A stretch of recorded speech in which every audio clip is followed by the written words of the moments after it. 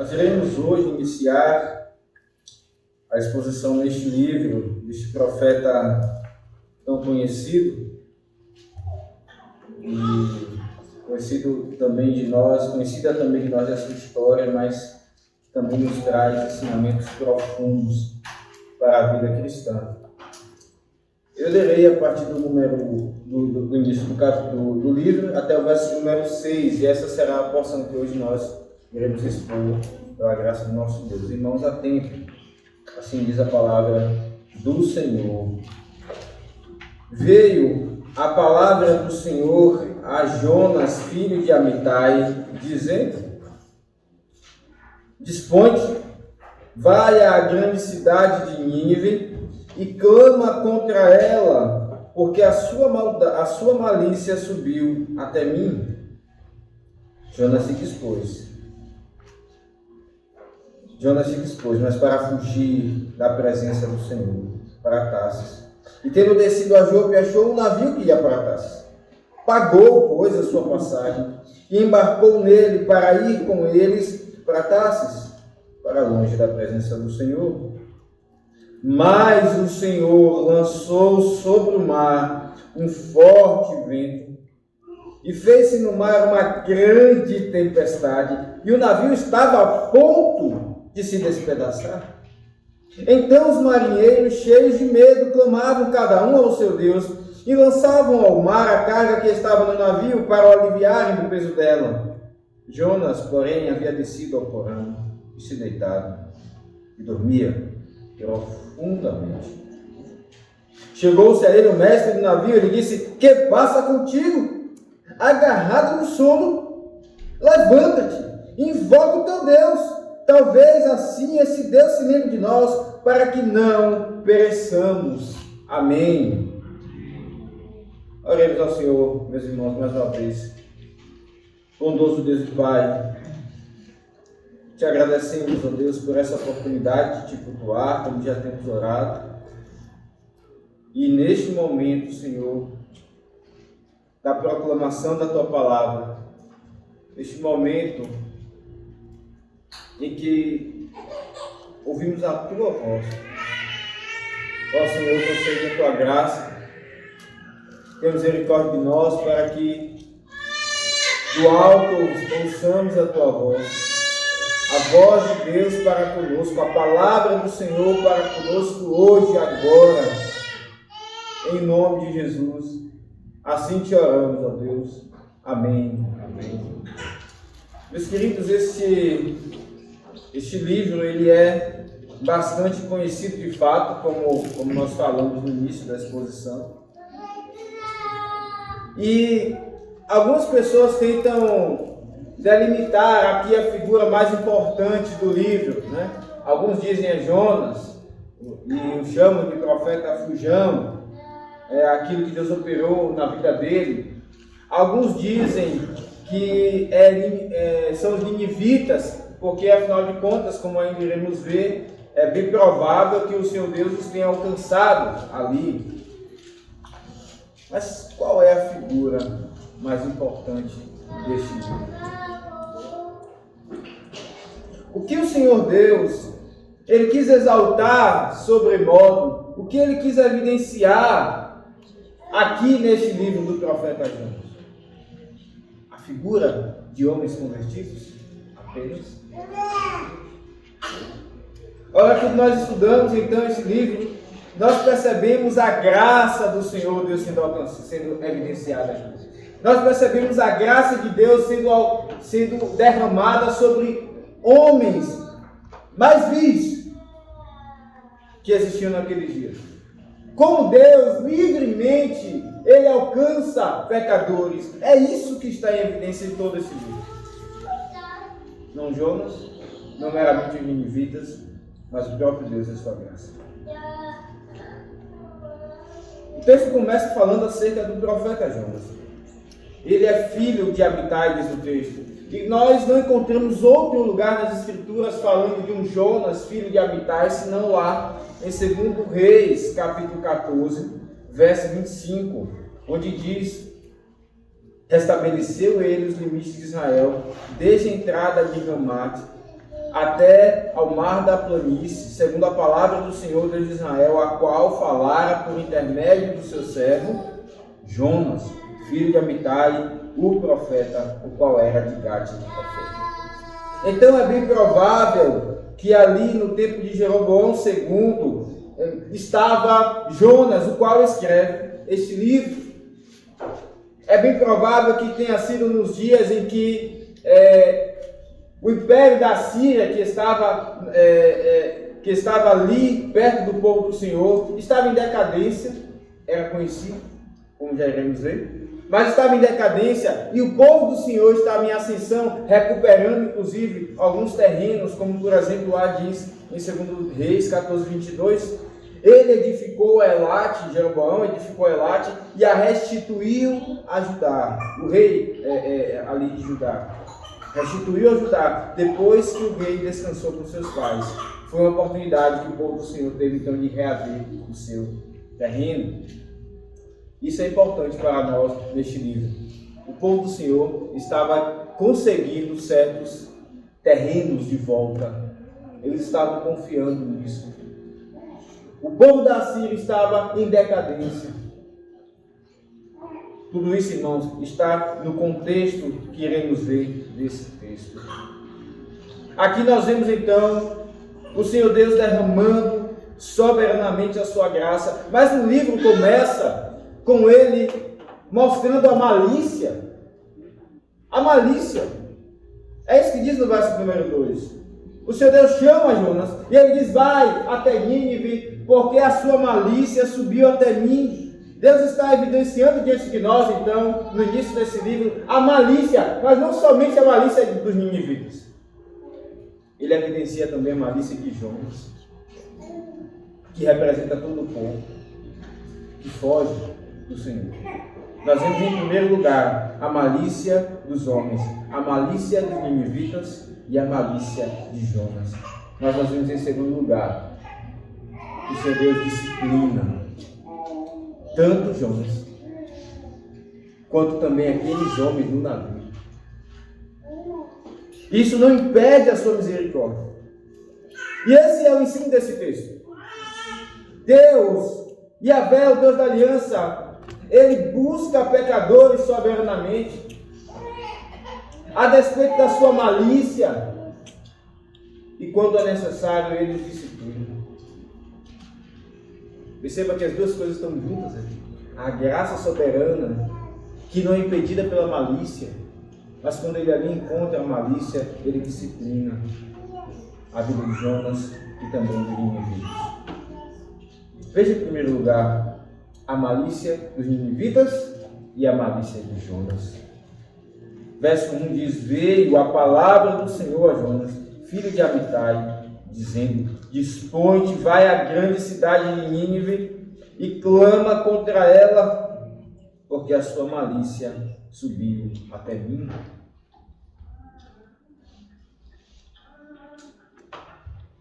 Aqui está a malícia dos ninivitas e a malícia de Jonas.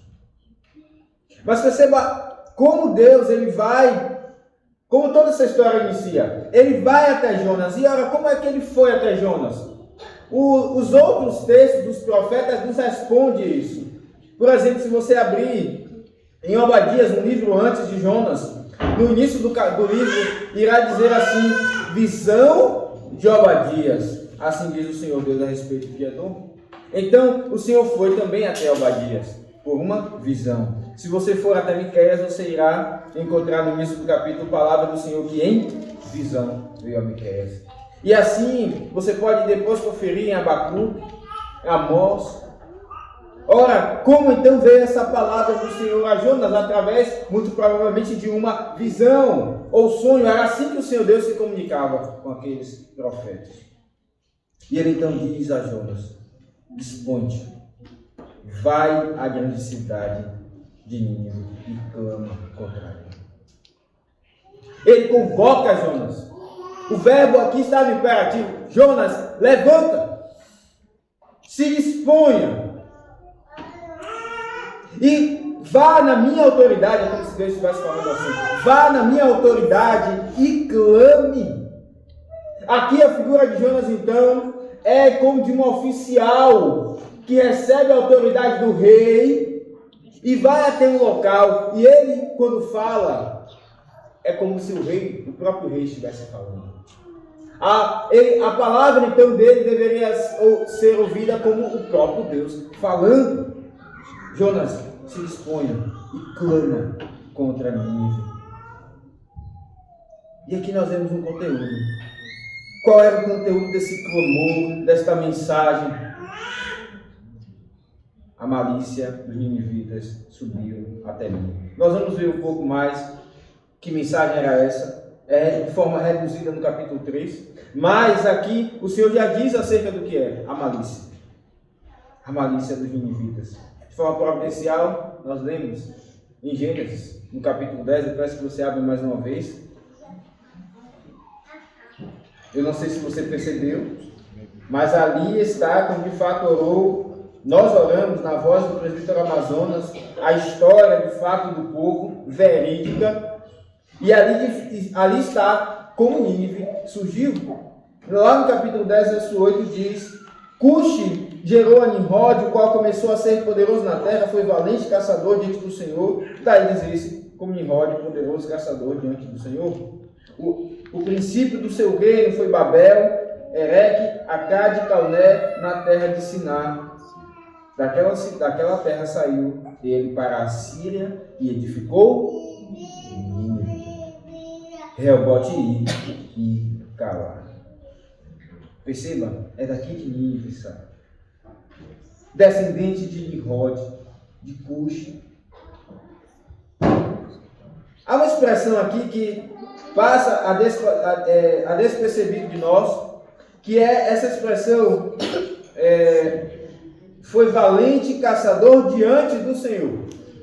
Parece que é uma forma de honrar, de dizer, olha, aquele aqui que era Nimrod, era uma pessoa honrada diante do Senhor. Mas na verdade, uma tradução mais fiel dessa expressão foi valente caçador contra o Senhor.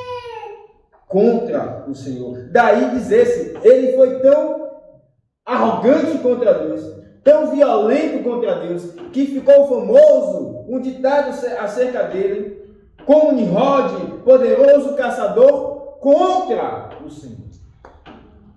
Essa era a violência daquele povo. E não é à toa, irmãos, que lá em Gênesis 3:8 diz o Senhor, diz o texto que eles se converterão, o Senhor e se converterão, aliás, diz o rei, né? E se converterão cada um do seu mau caminho e da violência que há nas suas mãos. A violência que havia nas suas mãos. Era essa a malícia deles. Filhos de Nimrod herdaram a violência. É por isso que então o Senhor diz, é como se ele dissesse, Jonas, essa violência maliciosa desse ninivita subiu até mim. Vai até eles e clama. Mas perceba, qual era a visão então que Jonas e o povo de Israel tinham dos ninivitas? Isso irá explicar a atitude de Jonas. Os ninivitas, eles eram conhecidos na região como de fato violentos, como eram conhecidos desde o início, desde o nascimento do seu povo, violentos. E o povo de Deus sabia disso. Jonas, como parte do povo de Deus, como judeu, também sabia disso. Então perceba, é como se hoje o Senhor, pensando que hoje o Senhor ainda falasse em visões como falou a Jonas. É como se hoje o Senhor Deus chamasse um pastor e dissesse, vai até aos muçulmanos, mas não qualquer tipo de muçulmano, aqueles que explodem diante de multidões. Estranho, né? Nós pensamos em falar do Evangelho para várias pessoas, mas quando são pessoas assim, nós já ficamos relutantes. Foi assim que Jonas ficou. Jonas sabia quem eram os ninivitas. Eles eram conhecidos. E o que Jonas faz? Indignado contra a malícia dos ninivitas, Jonas age também de forma maliciosa. Ora, o povo de Deus, então, aqui age de forma, na pessoa de Jonas, de forma prepotente. Era aquele pensamento que existia, inclusive, em Pedro, quando o Senhor Deus vai mudar a mente dele depois. Aquele pensamento de que a salvação era para os gentios. A salvação não era para ser espalhada. Aliás, a salvação era para os judeus, não era para ser, então, espalhada. Homens que eles tinham como porcos, como as pessoas imundas, sendo alcançadas pela salvação? Não. Ninivitas sendo alcançados pela salvação? Não. Jonas, indignado contra a malícia daqueles homens, ele age de forma arrogante, prepotente.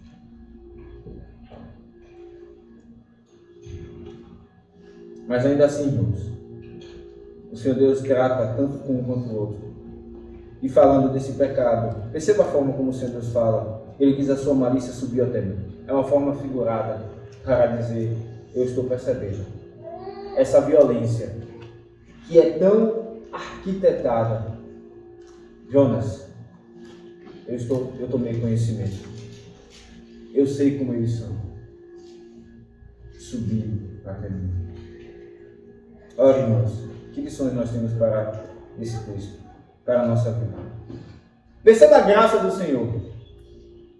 Jonas dispõe, vai à grande cidade de Nínive e clama contra ela. Uma mensagem específica para Nínive. Deus então mostra aqui uma preocupação, por assim dizer, com os ninivitas. Ele está olhando para eles, ele não os despreza. Ele envia uma mensagem endereçada, uma mensagem customizada, uma mensagem específica para aquele povo. Que graça do Senhor! Ora, irmãos, não é diferente hoje. O Senhor Deus deu uma mensagem para o pregador, para pregar a epidemia. Levanta, dispõe e clama com autoridade. Clama a mensagem que eu te der. Cada dia, cada domingo, o Senhor Deus, Ele não fala mais em visões, mas continua vindo a palavra. Ora, quem é a palavra senão Cristo, o Verbo? Como diz lá em João, Ele é o Verbo que estava com Deus. Quando então veio a palavra, isso nos vem da encarnação, o Verbo que encarnou-se, tornou-se homem. Assim também essa palavra, ela se materializa, como temos aqui escrita hoje, mas ao mesmo tempo ela é espiritual e ela é específica para mim e para você.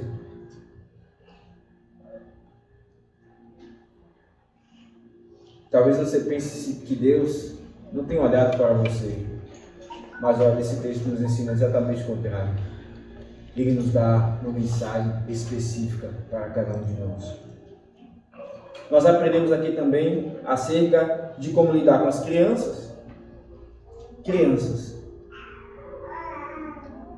Especialmente os meninos, que são mais dados a serem brutos. Cuidado com o pecado da violência. Se você tem pecado com relação a isso, essa violência tem subido até o Senhor. Não passa desapercebido dele. E nós, como pais, precisamos tratar isso no coração de Deus. Isso não vale apenas para as crianças, irmãos, vale também para nós. Por vezes nós podemos ser ácidos, prontos a devorar aquele que aparece na nossa frente. Levantamos e já estamos brigando com os outros. Ora, a nossa violência sobe até o Senhor. Como lidar então com ela? Direcione a sua violência. Direcione a sua ira. Ela tem que ser contra o pecado. Não, e aqui aprendemos como lidar com os nossos filhos, ao invés de dizer pare, ao invés de reprimir essa força que há neles, direcione-a contra o que de fato deve receber, a ira. O alvo da nossa violência deve ser aquilo que tirou a vida do nosso Senhor, o pecado. Esse é o nosso maior inimigo. É contra ele que devemos brigar. É contra ele que devemos estar sempre indignados e sempre raivosos, a ponto de matá-lo.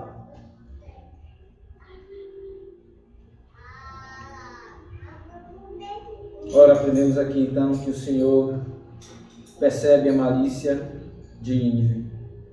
Ele diz: Jonas, vai, clama, a malícia dele subiu até mim. E Jonas aqui também revela a sua malícia, no verso número 3. Jonas se dispôs. O texto aqui é irônico, e é bem provável que o próprio Jonas tenha escrito isso, talvez arrependido de tudo que fez. E o seu Deus o faz escrever, e aqui nos mostra como de fato é um livro santo, sagrado, porque um homem revela o seu próprio pecado. Ele não se exalta, mas ele se humilha. Jonas se dispôs, aqui é uma ironia. O Senhor Deus disse: Jonas, se dispõe. E o texto diz: ele se dispôs. Mas ele se dispôs para fugir da presença do Senhor, para Tarsis. Ele fez exatamente o oposto. Ele fez o oposto. Jonas se dispôs para o extremo oposto. Quando nós olhamos no mapa, Nínive era para um lado e Tarsis era exatamente para o outro lado. Ele foi para o lugar mais distante, mostrando a sua disposição contra o Senhor, a sua malícia, mostrando claramente o que ele tinha no coração. E nós vemos aqui que quando ele vai para Tarsis, ele desce a Jope e acha um navio que ia para Tarsis. Ora, as coisas então estão dando certo. Parece que realmente Deus não quer que Jonas vá para Nínive. Certamente, então, no coração, Jonas disse: eu estou fazendo o certo. De fato, os ninivitas são maus, maliciosos, violentos. E olha aqui, um navio para que eu fuja para Tarsis. Nem sempre, irmãos, quando as circunstâncias ajudam, é a vontade de Deus. Nem sempre quando parece tudo se encaixando com aquilo que nós queremos, é sinal de que Deus quer aquilo. Jonas pagou, diz o texto. Ele achou um navio, ele pagou a passagem e embarcou nele. Jonas pagou para manter a sua desobediência e se afastar de Deus. Jonas pagou. E ele desceu. Perceba que aqui há um artifício literário com o verbo descer. O Senhor Deus diz: Jonas, se dispõe, levanta-te. Mas ele faz o oposto. Então perceba que aqui tem no verso 3: e tendo descido, ele desceu. E diz depois então que ele desceu ao porão, no verso 5, e ali estava deitado e dormia profundamente. Jonas desce. Ele não para de descer, fugindo da presença do Senhor, fugindo da vontade de Deus. E aqui nós aprendemos que quando nós nos afastamos da vontade de Deus, nós não queremos fazer a sua vontade, nós nos afastamos dele. E descemos. Ladeira abaixo. A Confissão de Fé, capítulo 17, ela nos ensina acerca disso.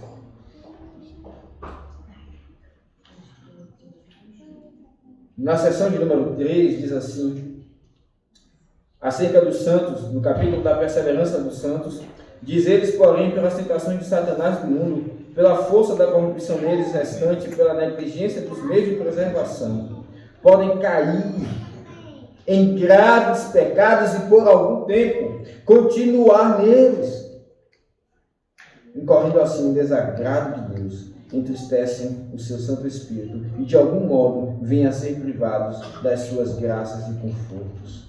Têm o seu coração endurecido, a sua consciência ferida, prejudicam e escandalizam os outros e atraem sobre si juízos ou disciplinas temporais. É isso que aconteceu com Jonas.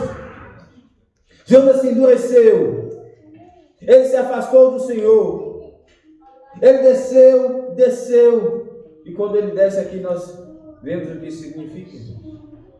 Ele percebe menos a presença de Deus. A sua consciência está endurecida.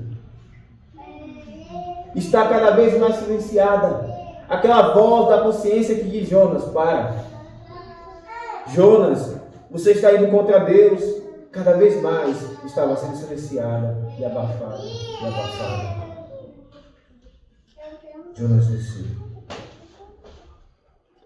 Foi privado por um tempo da presença do Senhor. Mas nós aprendemos que ninguém pode fugir da presença dele. Não é isso que diz o Salmo. Se nos céus eu estiver, lá o Senhor está. Se lá no mais profundo abismo fizer a minha cama, lá o Senhor também está.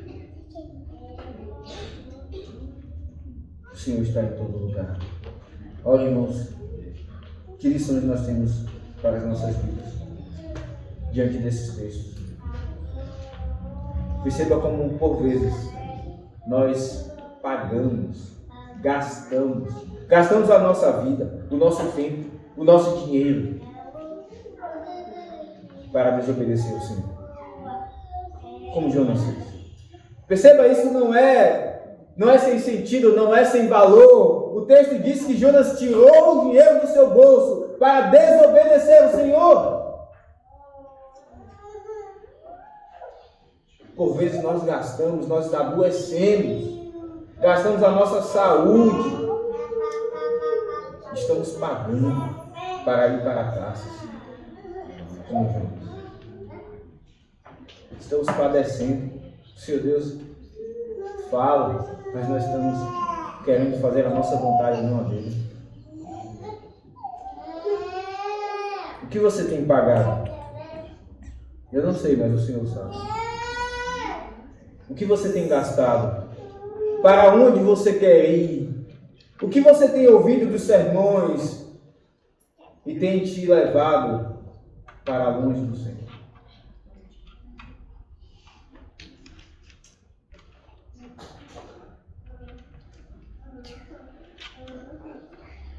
Nós aprendemos aqui que, inclusive com os nossos filhos, nós devemos ensinar isso a eles. Por vezes os filhos, eles ficam durões, não é verdade? Quando nós disciplinamos eles, nós advertimos eles, não faça isso. E eles ficam ali, eles perdem tempo às vezes, eles ficam tensos, os seus nervos ficam tensos, embrutecidos, e eles não arredam. Nós os disciplinamos, usamos a vara, e eles nem sequer derramam uma lágrima por vezes, eles estão gastando o seu corpo, eles estão dizendo: acabe comigo, mas eu não vou fazer a vontade do Senhor. Como nós vemos então o pecado no coração dos nossos filhos. Eles não são anjinhos, são pecadores que precisam da graça para serem salvos.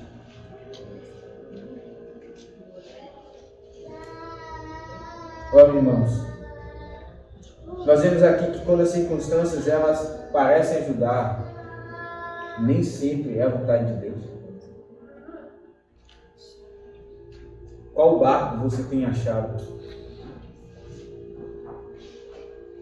O que é aquilo que você tem criado toda uma narrativa na sua mente para tentar, de forma até irônica, se convencer de que é a vontade de Deus, quando está claro que não é?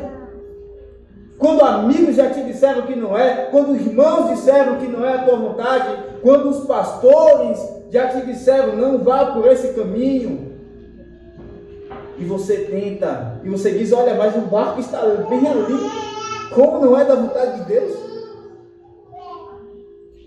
Você tenta se convencer daquilo que é totalmente improvável. Ora, se este é o seu caso, se arrependa, não lute contra Deus.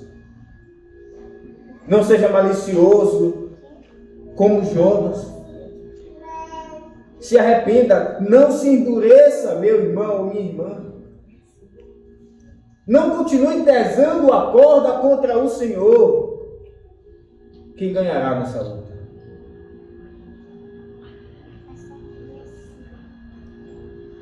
Lembre do Senhor. Ele é benigno, Ele é paciente, misericordioso. Ele ouve quando você se arrepende. Não resista contra Ele. Não resista. Nós vemos aqui a malícia não só dos ninivitas, mas a malícia de Jonas, que representa aqui o povo de Deus. Povo arrogante, por vezes. Povo que pensava que a graça era só para eles. Povo que pensava que poderia monopolizar a graça, como se fosse dono dela. Mas a graça já diz, é graça. Não pertence a ninguém senão ao Senhor Deus. É de graça, não é pelo que fazemos. E por isso, por causa da malícia de Jonas, por causa da malícia, inclusive, daqueles que estarão com Jonas no navio, o Senhor lança uma disciplina. Perceba como o texto aqui nos mostra um contraste. Jonas estava pensando que estava indo tudo bem. Ele estava pensando que estava dando certo o seu plano. Mas diz no verso 4, mas o Senhor lançou sobre o mar um forte vento. E fez-se no mar uma grande tempestade. O barco, o navio estava a ponto de se despedaçar.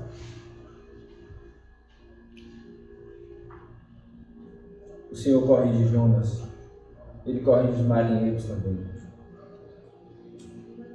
As correções são meios que o Senhor Deus usa em nossa vida, irmãos, para nos aproximar dele.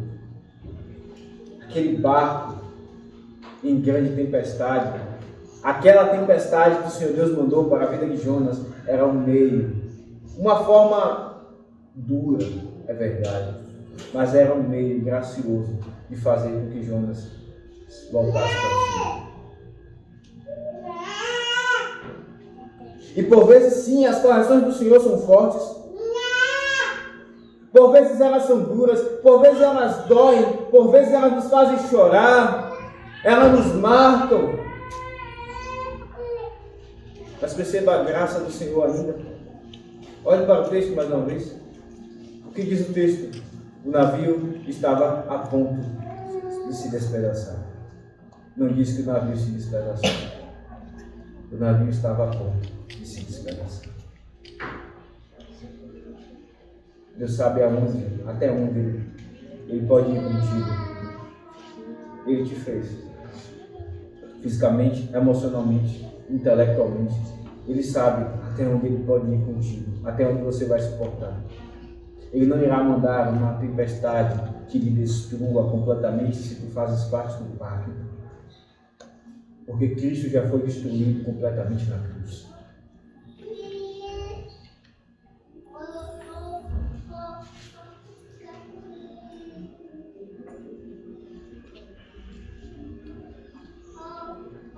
Mas sim, irmãos, por muitas vezes o Senhor Deus Ele nos faz passar por duras provações.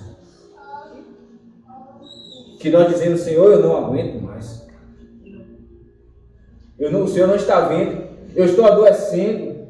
Eu estou emagrecendo. Alguns emagrecem, ou outros engordam. Eu não aguento mais. O Senhor sabe até onde Ele vai. É necessário. Perceba, era uma grande tempestade de fato. Ele lançou um forte vento. Era para Jonas temer. Era para Jonas parar com a sua desobediência. Era para que as pernas dele tremessem.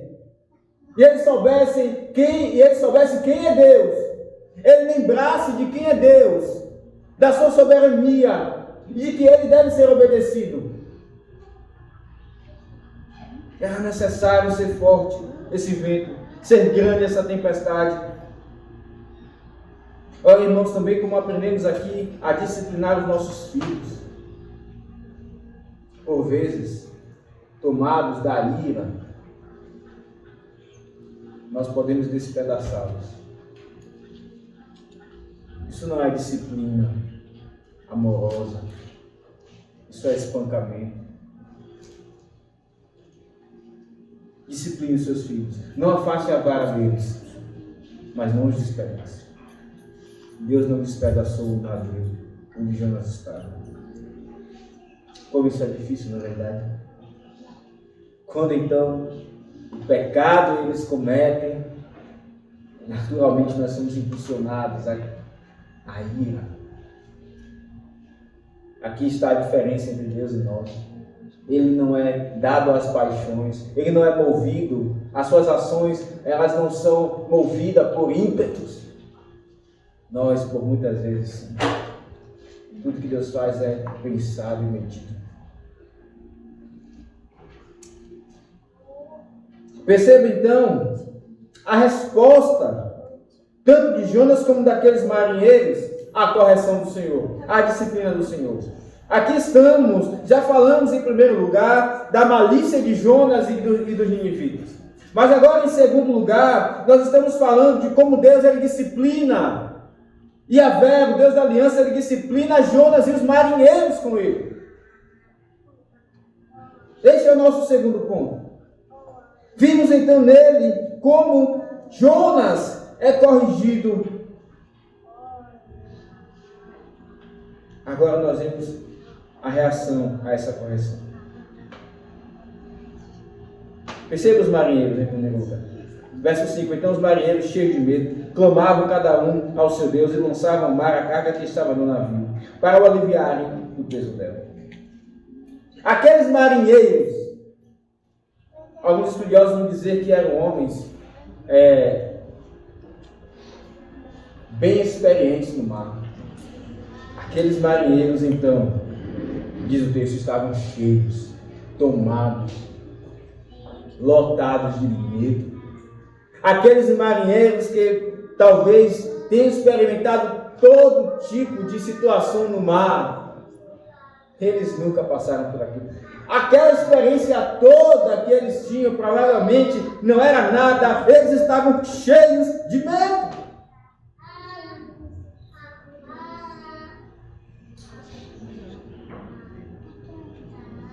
Olha, irmãos, eles são movidos pela fé, porque todo homem tem fé. Uns uma fé genuína, outros uma fé que não é genuína, mas todo homem tem fé. E eles então percebem, eles começam então a clamar, veja o que diz o texto, eles clamavam cada um ao seu Deus. Ora, aqui nos mostra, aqui nós podemos rir por o tempo de alguns que se dizem ateus, mas que então, quando eles passam por alguma situação, eles começam a tremer. E eles então começam a esboçar um tipo de clamor a algum Deus. Nós não vamos rir da desventura na vida dos outros. Mas lembre do que diz o Salmo 2. Os homens tentam arrebentar as correntes. E diz o Salmo 2 que o Senhor se ri. O Senhor zomba deles.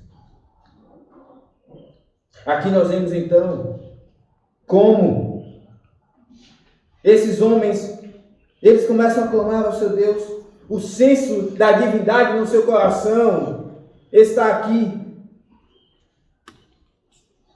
E eles tentam resolver a situação.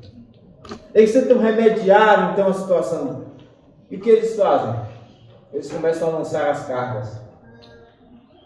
Eles tentam resolver a situação do seu pecado, a relação que eles têm com Deus, percebendo ali que a divindade estava perseguindo eles.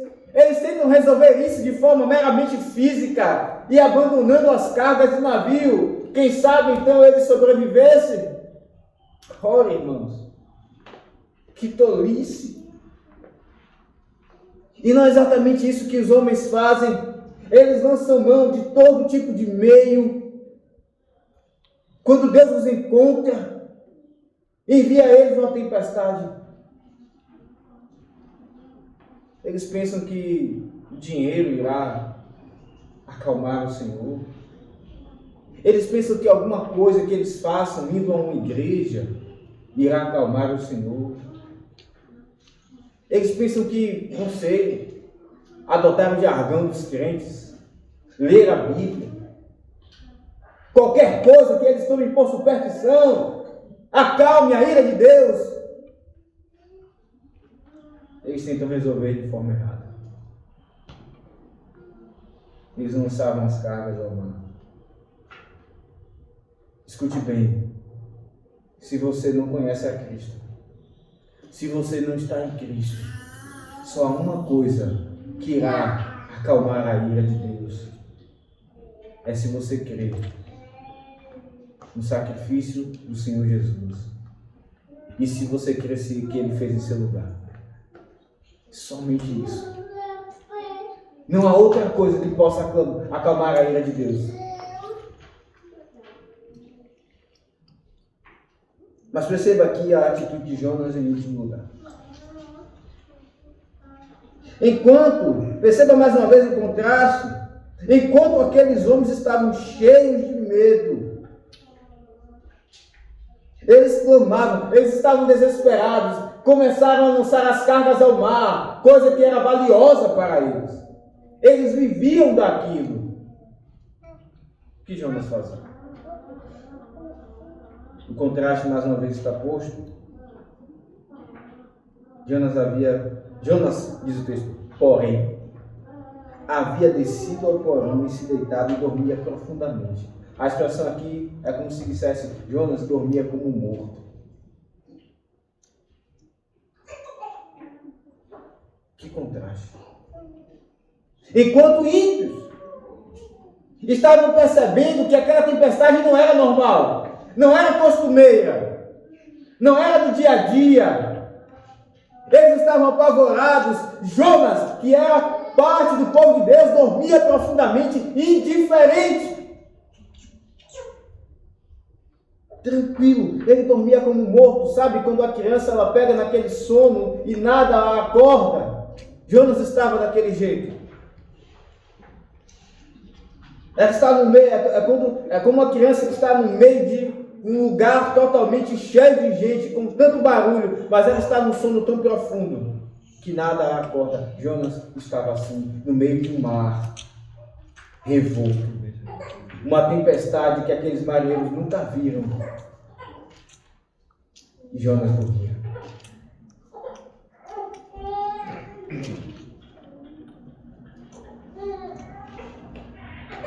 Talvez você esteja assim.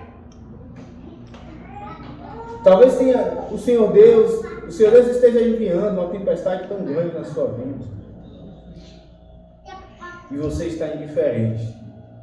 Esse sono de Jonas mostra a dureza do seu coração. Mostra a resistência. Jonas não estava preocupado em fazer a vontade de Deus, ele queria fazer a vontade de Deus. Ele não queria ir para Tarsis, para Nínive, ele queria ir para Tarsis. Ele estava tão resoluto que Jonas então não desperta. Talvez o Senhor Deus esteja mandando vários saculejos, sacudidas na sua vida.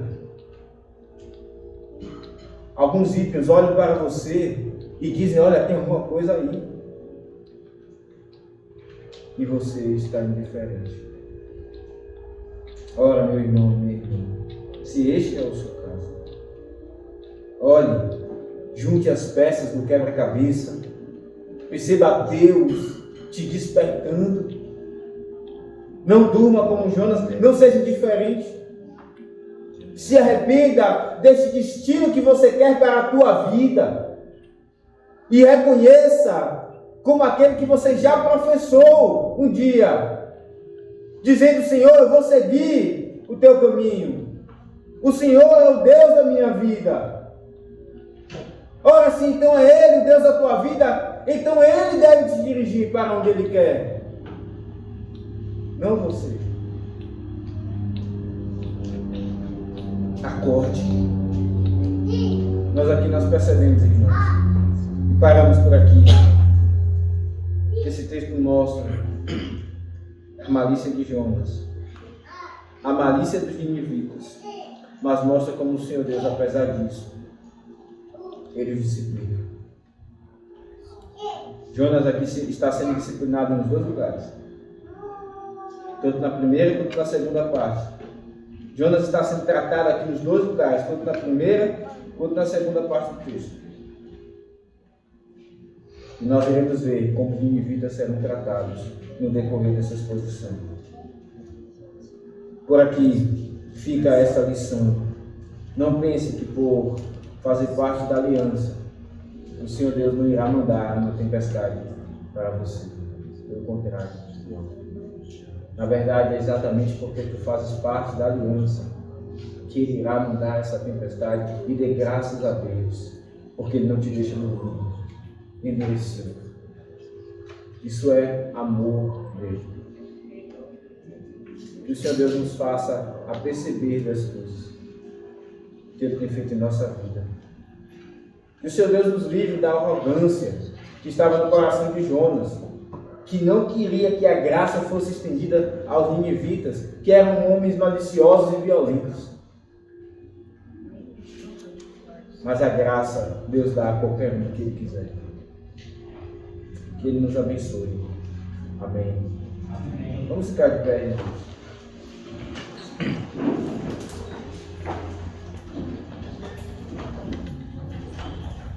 Vamos orar ao Senhor nosso Deus. Te agradecemos, ó Pai, por essa palavra. Senhor, obrigado porque o Senhor falou conosco. Obrigado pelas tempestades que o Senhor tem enviado em nossa vida, Senhor. Que o Senhor nos ajude a ouvir a Tua palavra, a tratar a violência, a malícia que há em nosso coração, e a receber de bom grado as Tuas disciplinas, ó Pai, de amor, porque o Senhor disciplina os que amam. O Senhor não disciplina os bastardos. Que o Senhor acorde os Teus filhos que estão dormindo, ó Deus, em nome de Jesus. E que o Senhor salve alguém que porventura aqui estiver e não crer em Cristo. Que o Senhor o salve. Em nome de Cristo, assim oramos, ó Pai. Amém. Amém.